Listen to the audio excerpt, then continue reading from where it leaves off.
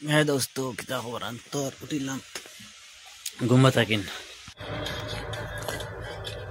তুমি দেন দেখতে পাইরা পুরা গরো একদম মশার উসর টেঙ্গাইল কম্বল বম্বল বেসাইল তোমাদের ভাবি নাই গরো অ্যাকচুয়ালি আমি ও দাঁতত মানজি আর এখন বর্তমানে বারে মামি আবাদি যাবাদ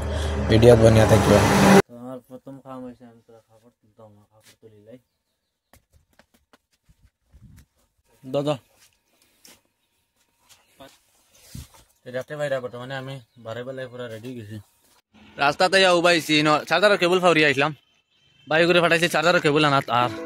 মই বারো তো অলরেডি রেডি হয়ে যাইবার লাগিন রাস্তাত তোরা ওয়েটিং কর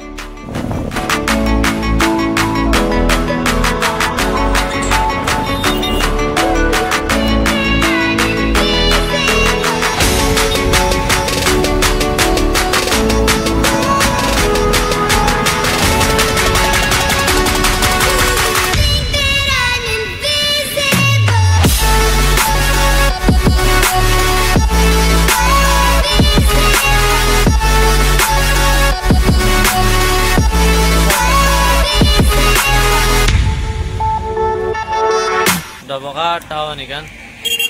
ডিগো বাইপাস আমরা বর্তমানে গাড়ি ধরো আইছি